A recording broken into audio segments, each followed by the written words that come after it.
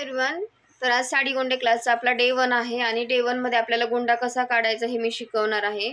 तर त्याच्यासाठी तुम्हाला अगोदर मी प्रोफेशनल पद्धतीने सांगते आणि त्याच्यानंतरून आपली जी नॉर्मल पद्धत असते ते सांगते. प्रोफेशनल पद्धतीने करायचं असेल तर असं एक रायटिंग पॅड घ्यायचं. ओके, रायटिंग पॅड घ्यायचं. एकाच कलरचे 2 सिल्कचे गोंडे आपल्याजवळ पाहिजेत. दोन्ही गोंड्यांचे टोक आपल्याला असे एकत्र घेऊन त्याची गाठ द्यायची.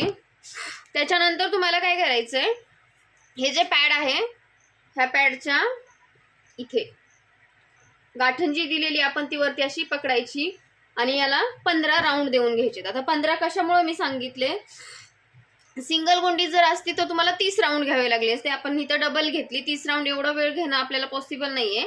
त्याच्यामुळे मग मी आता डबल गुंडी घेऊन इथं 15 राऊंड घेते. 15च्या ऐवजी तुम्हाला जास्त देखील नंतर असू शकतात. हे फक्त सिंपल आणि सुरुवातीच्या साखळीच्या गोंड्यासाठी हे करायचं आपल्याला. हा झाला आपला 1 राऊंड कंप्लीट.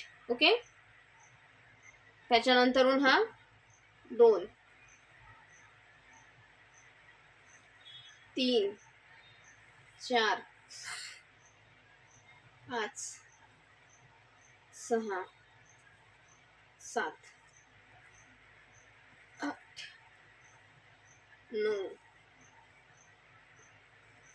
10 11 त्याच्यानंतरून हे 12 13 14 15. ओके, इथपर्यंत आपले 15 गुंडे आले. डन. त्याच्यानंतर तुम्हाला काय करायचंय, ही अशी एक मोठी सुई आहे. ह्याला आपण हार फुलाची सुई वगैरे म्हणू शकतो किंवा गोधडीची सुई म्हणू शकतो. अशी एक मोठी सुई आहे. ती सुई आपल्याला घ्यायची आणि सुईचा हा टोकाचा भाग आहे तो आपल्या हातात आहे आणि हा जो उलटा भाग आहे जिथं आपण धागा ओवतो ना तो भाग इथं पकडला मी. तो भाग पूर्णपणे ह्या धाग्यांच्या असं खाली घालायचा. एकही धागा खाली सुटता कामा नये. सगळे धागे आपले सुईच्या वरती आले पाहिजेत. ओके,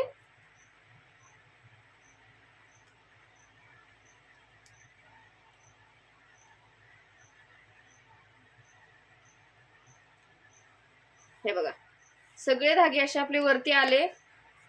आपला अंगठा जो आहे तो गाठ जिथं दिलेली होती त्या गाठीवर आपला अंगठा ॲज इट इज ठेवलेला होता. मी आता जस्ट सगळे धागे आपल्या हातात पकडले. मी सुई साईडला काढून घेतली आणि धागे हे बघा मी व्यवस्थित धागे पकडलेले आहेत.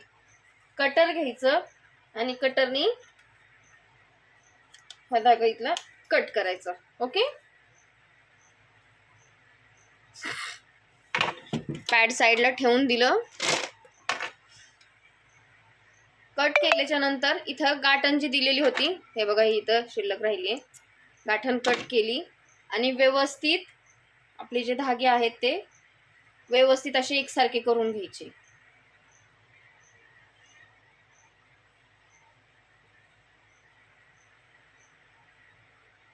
एकसारखे करून घेतले. त्यानंतर गुंडीचे जे 2 धागे होते हे बघा इथं खाली ते शिल्लक राहतात. ते गुंडीचे 2 धागे आहेत ते एक्स्ट्राचे आपल्याला इथं कट करून घ्यायचे.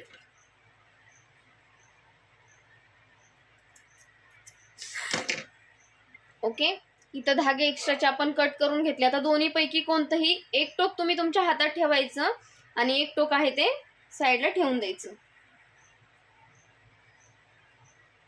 1 मिनिट.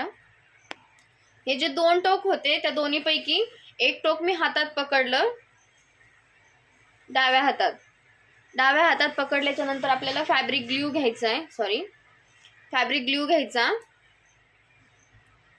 आणि तो जो ग्लू आहे तो फक्त शेंड्यावर घ्यायचा. फक्त इथं जे आपण धागे पकडलेले त्याच्या टोकावरती घ्यायचा. पूर्ण आतमध्ये घ्यायचा नाही. फक्त टोकावरती ग्लूचा एक टिपका घेतला, एक बून थोडक्यात.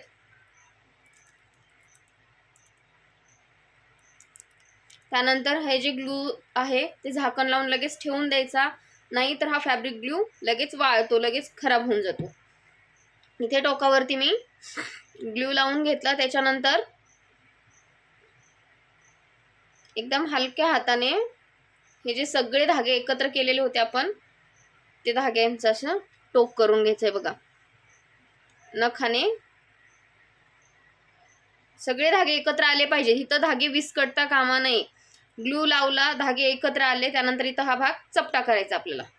ओके, चपटा कशामुळे करायचा तर हा आपल्याला सुईमध्ये ओवायचा आहे. झालं असेल तर साईडला तुम्ही तो हात जो असेल तो ग्लूचा पुसून घ्या.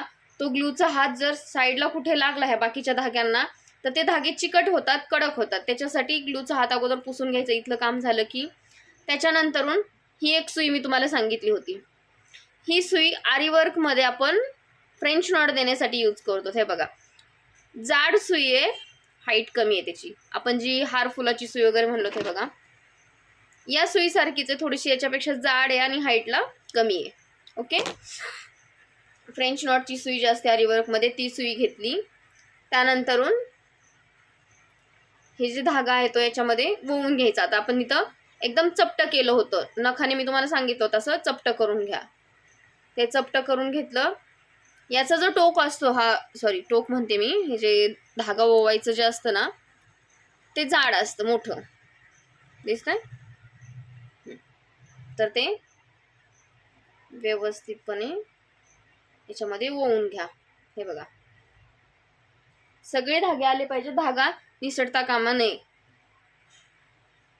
धागा व्यवस्थित याच्यामध्ये ओवून घेतला. आता धागा ओवून घेतल्याच्या नंतर दोन्ही एकसारखं करायचं नाही. हे जर सुकलं असेल आपण ग्लू लावलेलं तर ते ॲज इट इज साईडला राहू द्या सुकलेलं. आणि जर ते सुकलं नसेल तर ते याला चिकटलं नाही पाहिजे. याला जर चिकटलं तर पूर्ण तुमचा धागा खराब होऊन जाईल. थोडं सुकू द्या, थोडा वेळ साईडला ठेवा, सुकल्याच्या नंतर याच्यामध्ये मिक्स करा. ओके, हे दोन्ही एकसारखे करायचे नाहीत, खालीवर ठेवायचे. हे बघा असे. डन. ठीक आहे, हे झाले आपलं गोंडा तयार करण्याची पद्धत. आता तो गोंडा कसा ओवायचा हे मी तुम्हाला नेक्स्ट व्हिडिओमध्ये सांगेन. Thank you, bye.